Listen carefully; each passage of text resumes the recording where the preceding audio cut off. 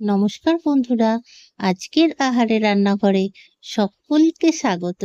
ছোট্ট এই চ্যানেলটিকে লাইক, শেয়ার ও সাবস্ক্রাইব করে আমার সাথে থাকার অনুরোধ জানাচ্ছি।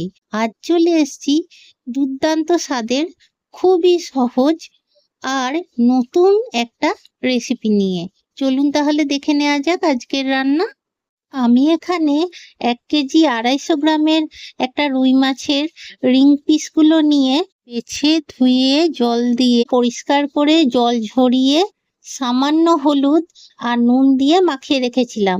সেটাই সামান্য ভেজে নেব, বেশি কড়া ভাজা চলবে না। মাছ ভেজে তুলে রেখে দিয়েছি। অন্য একটা কড়াইতে সর্ষের তেল, তেজপাতা আর খানিকটা কালো জিরে কড়াইতে দিয়ে দিয়েছি। তো কাঁচা পাকা চেরা লঙ্কা দিয়ে দিয়েছি, সামান্য চিনি দিয়ে দিলাম। এবার আগে থেকে কেটে রাখা 2 বড় সাইজের পেঁয়াজ কুচি করে রেখেছিলাম সেটা দিয়ে দিলাম। নাড়াচাড়া করে ভালো করে রান্না করে নেব, যাতে তাড়াতাড়ি পেঁয়াজটা রান্না হয়ে যায়। তাই জন্য স্বাদ মতো নুন দিয়ে দিয়েছি। সম্পূর্ণভাবে আমার তৈরি এই রেসিপিটি আগে কখনো খেয়েছেন কিনা আমাকে অবশ্যই জানাবেন। আর যদি না খেয়ে থাকেন তাহলে আমি যেভাবে বানিয়ে দেখাচ্ছি অবশ্যই একবার বানাবেন আর জানাবেন আপনারটা কেমন হয়েছিল। আমি এখানে আগে থেকে বেটে রাখা আদা দিয়ে দিলাম।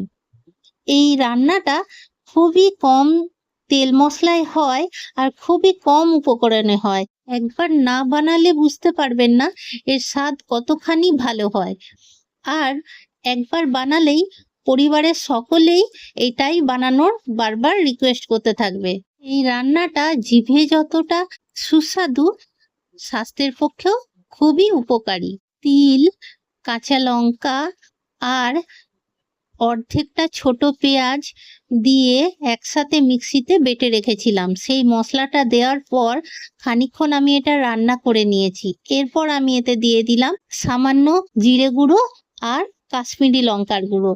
আবারও মিশ্রণটাকে ভালোভাবে নাড়িচাড়ি মিশিয়ে রান্না করে নেব। পেঁয়াজটা খুব বেশি লাল করে ভাজা চলবে না।